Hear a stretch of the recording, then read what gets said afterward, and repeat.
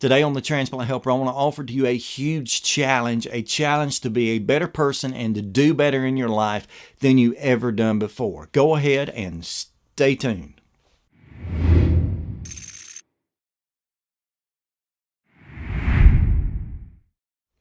Hey folks, welcome to Transplant Helper. Today, my name is Jim Merle, and today I want to pause for just a moment to offer unto you a huge challenge. Now, if you've ever watched any of my videos all the way to the end, which some of you have, I'm sure, but if you've ever watched any of my videos to the end, you oftentimes hear me using the words, stay stronger, friends. And I emphasize the on the stronger because I'm challenging you even in that to be stronger every day than you've been in the past. You know, we have a wonderful gift, an opportunity, a privilege, just an enormous opportunity in our lives as transplant patients to do better than we've ever done before. And so today I just kind of want to take that similar idea, but I just want to directly challenge you. I'm pointing at you right now. You, sir, you, ma'am. I want to challenge you all to join with me in challenging myself to do better, okay? Stay stronger, but to even do better than that. Now, I want to use the same three areas I usually will focus on then to stay stronger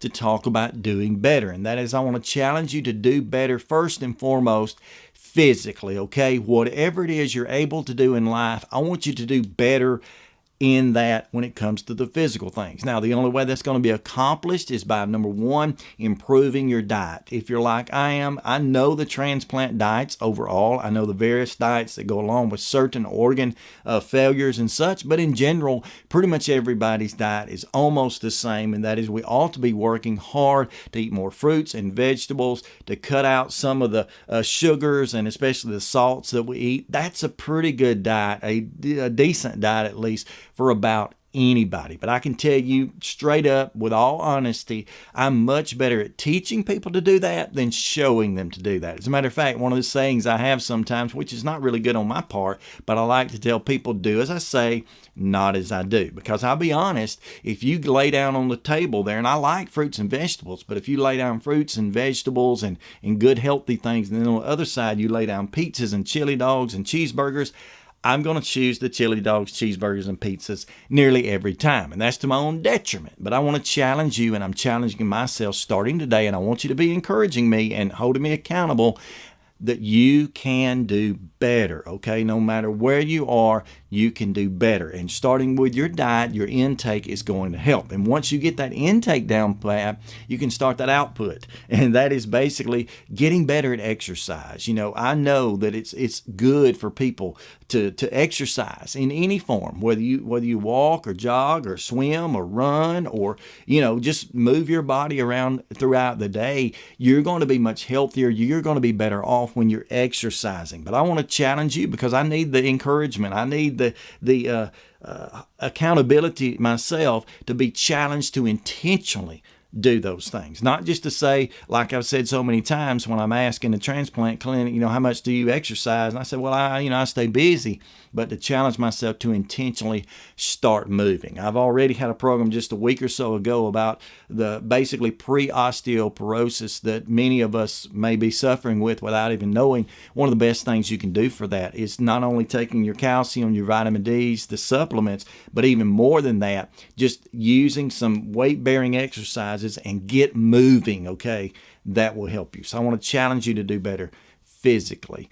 Now, with that said, I also want to challenge you to do better emotionally, okay? This is a biggie in our lives. We live in post-transplant life, you know, involved with a lot of new medications, especially medications like our corticosteroid, prednisone, that really affect our minds. Things like tacrolimus, also known as Prograf, sirolimus. Those types of drugs really, in a sense, we have to admit, they alter our minds. And just the whole transplant itself can lead down the road of a lot of depression, whether it be mild to moderate to severe, or anxiety disorders, or even as much as PTSD. I've talked about that in the past. I'll link it up here.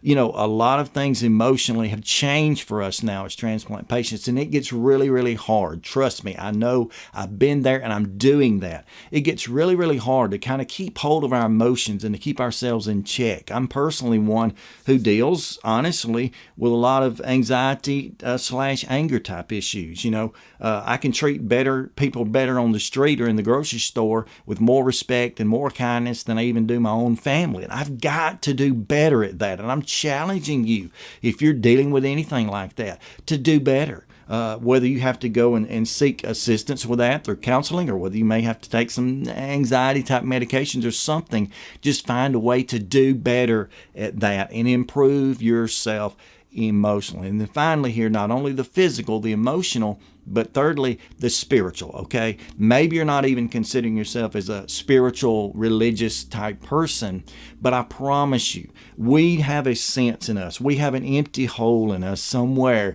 that needs a spiritual life, that needs a life that can guide us on into eternity. And even though some people fail to believe that or choose not to believe that, I still want to encourage you, as someone who does believe that you need to improve your life spiritually. Get to know God, get to know His Word, the Bible, get to know the truth so that you can live it out in this life, so you can obey it in eternity. And once you do that, you do that by studying. You do that by taking a copy of the Bible, a physical copy, opening up, pull it up on an app on your phone or whatever. But you do that by reading the Bible and taking it for what it says. Don't just take one little verse or one chapter and say, well, that's what God said on the subject. No, you don't read novels that way. You don't read bestsellers that way. You don't read a chapter of something and then decide, well, that's the whole plot.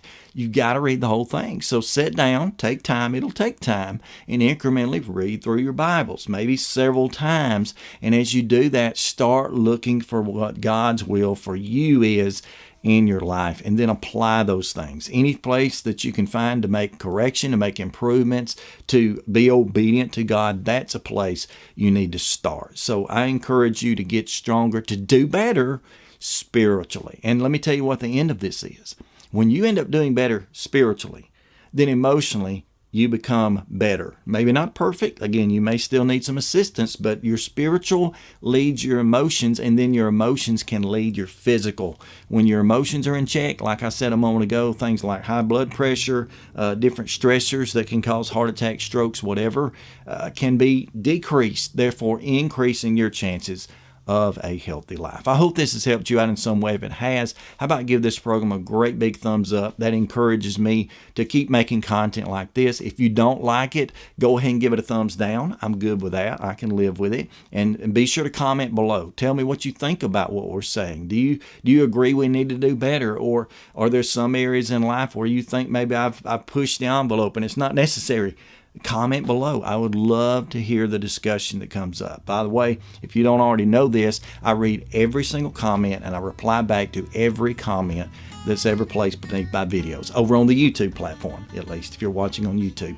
So I encourage you to do that. You're not just helping me, you're helping the community to learn and to grow together. With that said, I really appreciate your time today, and I have to say this, I want you to do better, but also, my friends, stay stronger.